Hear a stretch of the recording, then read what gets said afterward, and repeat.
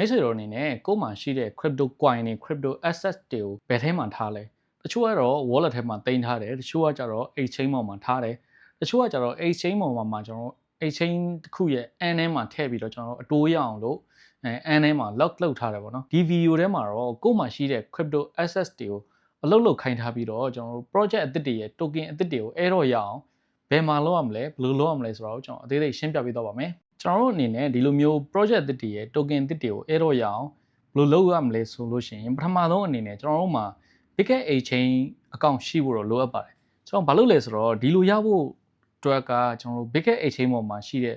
Bitget ရဲ့ feature တစ်ခုဖြစ်တဲ့ PooX ထဲမှာကျွန်တော်တို့ဒီ project အသစ်တွေရဲ့ token အသစ်တွေကိုအမြဲတမ်းကျွန်တော် error ပေးတယ်ပေါ့နော်ဆိုတော့ကျွန်တော်တို့မှာရှိတဲ့ crypto coin တွေကိုကျွန်တော်တို့ရဲ့ Bitget Exchange ပေါ်မှာကျွန်တော်တို့ PooX ထဲမှာသူပေးတဲ့ error တွေကိုကျွန်တော်တို့ farm လုပ်ပြီးတော့ကျွန်တော် token အသစ်တွေကိုရယူလို့ရမှာဖြစ်ပါတယ်ဆိုတော့ကျွန်တော်အရင်ဆုံးကျွန်တော်တို့လုပ်ရမယ့်အရာကကျွန်တော်တို့ Bitget account လုပ်ထားမယ်ကိုယ်မှာ Bitget account ရှိတယ်ဆိုလို့ရှိရင်ကျွန်တော်တို့ Bitget Exchange account နဲ့ဝင်လိုက်မယ် Okay Bitget ထဲကိုရောက်ပြီဆိုလို့ရှိရင်ကျွန်တော်တို့ရဲ့ Bitget account ကကျွန်တော် KYC အောင်ထားဖို့တော့လိုအပ်ပါတယ်ကျွန်တော်တို့ကိုယ်မှာ Bitget Exchange ရှိတယ် KYC မအောင်သေးဘူးဆိုရင်လည်း KYC အောင်တင်မှုအတွက်ကျွန်တော် KYC အောင်ဘယ်လိုတင်ရမလဲဒီလိုအပ်တဲ့ POA တင်နည်းတွေ EDD တင်နည်းတွေကိုကျွန်တော် channel ထဲမှာကျွန်တော် account ထဲမှာကျွန်တော် video တွေတင်ပေးထားပါတယ်အဲ့ဒါတွေကိုအရင်ကြည့်ပြီးတော့ KYC အောင်အရင်တင်ပါ Okay ဆိုတော့ကျွန်တော်တို့ PooX အကြောင်းကိုဆက်သွားလိုက်မယ် PooX မှာ project အသစ်တွေရဲ့ token အသစ်တွေကိုရဖို့ဆိုလို့ရှိရင်ကျွန်တော်တို့ရဲ့ Bitget account ထဲမှာကျွန်တော်တို့ရဲ့ Bitget ထဲမှာကျွန်တော်တို့ဒီ USDT ဒါမှမဟုတ် BGB တို့ဒါမှမဟုတ် Bitcoin ဒါမှမဟုတ် Ethereum ဒီ coin တွေကိုယ်မှာရှိတဲ့ coin တွေကို Bitget Exchange ပေါ်မှာ deposit အရင်လုပ်ရပါမယ်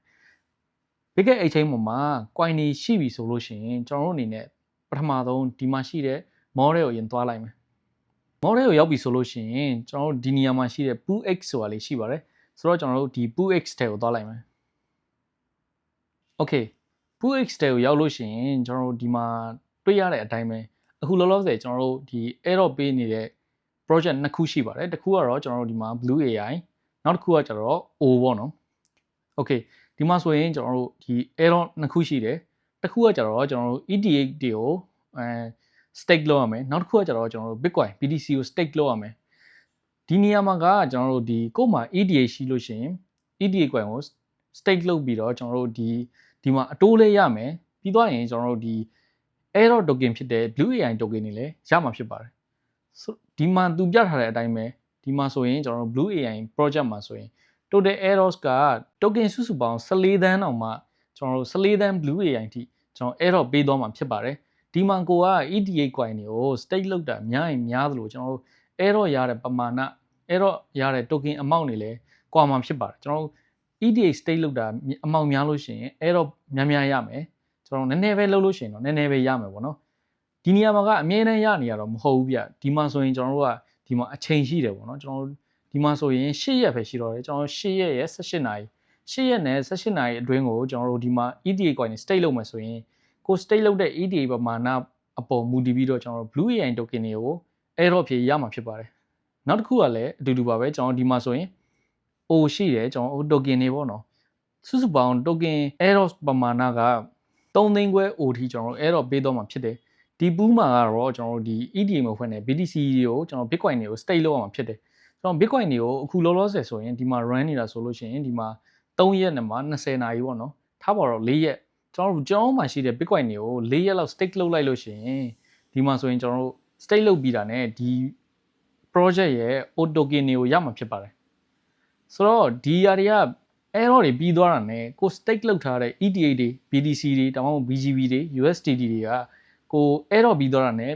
ချက်ချင်းပြန်ထုတ်လို့ရပါတယ် Okay ဒါဆိုရင်တော့ကျွန်တော်တို့ကို့မှာ ETH ရှိလို့ရှိရင် ETH ကို stake လုပ်မယ်ဆိုရင်ကျွန်တော်တို့ဒီ Blue AI pool တွေကိုသွားလိုက်မယ်ဒီမှာ lock ဆိုပြီးတော့ရှိတယ်ကျွန်တော် lock တဲ့ကိုသွားလိုက်မယ်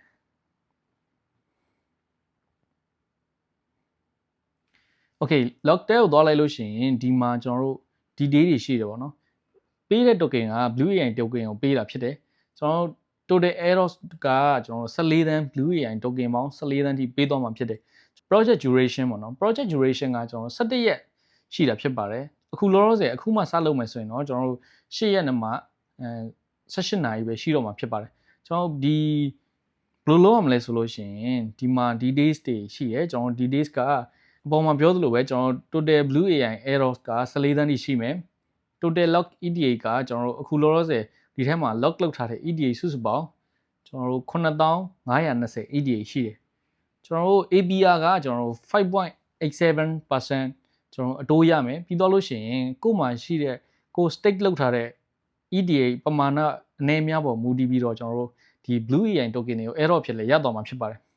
ဆိုတော့ကျွန်တော်တို့ဒါကို lock လုပ်မယ်ဆိုလို့ရှိရင်ကျွန်တော်ဒီမှာရှိတဲ့ lock ဆိုတဲ့ထဲကိုသွားလိုက်မယ်ဒီမှာဆိုရင်ကျွန်တော် lock ဆိုတဲ့ထဲကိုရောက်ပြီးသွားလို့ရှိရင်ဒီမှာကျွန်တော်တို့ EDA ဘယ်လောက်လောက်မှာလဲပေါ့နော်ကို့မှာ 0.1 EDA ရှိရဆိုလို့ရှိရင် 0.1 EDA ဆို 0.1 ဆိုပြီးရိုက်လိုက်မယ်ကို့မှာ1 EDA လောက်မယ်ဆိုလို့ရှိရင်လည်းဒီမှာ1 EDA ဆိုပြီးရိုက်လိုက်မယ်ပြီးတော့လို့ရှိရင်ဒီမှာ confirm ဆိုတာလေးကိုနှိပ်လိုက်လို့ရှိရင်ဒါရပြီပေါ့နော်ကျွန်တော် big account ထဲမှာတော့ EDA မရှိတဲ့အတွက်ကြောင့်မလို့ကျွန်တော်လုံးပြလို့တော့မရဘူးမိတ်ဆွေအနေနဲ့ကျွန်တော်တို့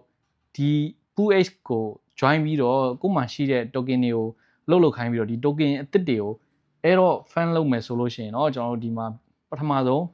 big account ရှိရမယ် big account ထဲမှာဒီမှာ PooH ဆိုတဲ့ထဲကိုသွားမယ်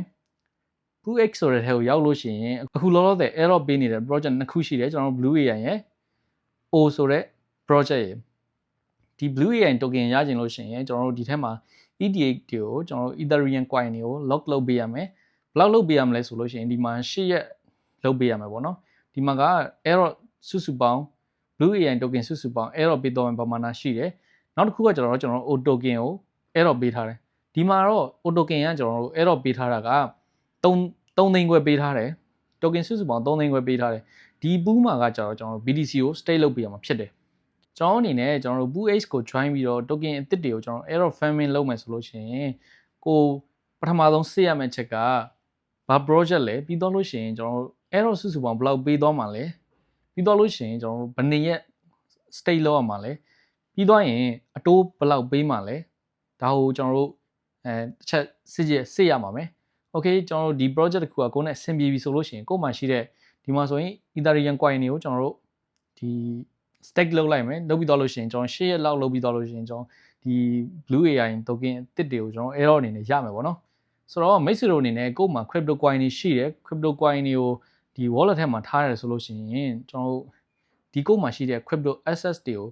လုပ်ခိုင်းပြီးတော့ဒီလိုမျိုး project အသစ်တွေရဲ့ token အသစ်တွေကို error fan လုပ်လို့ရပါတယ်ဒီလိုလုပ်ဖို့အတွက်ကျွန်တော်တို့ big account တော့ရှိဖို့လိုအပ်ပါတယ်ဒါဆိုရင်တော့အားလုံးပဲနားလည်သွားမယ်လို့မျှော်လင့်ပါတယ်အားလုံးပဲကျေးဇူးတင်ပါတယ်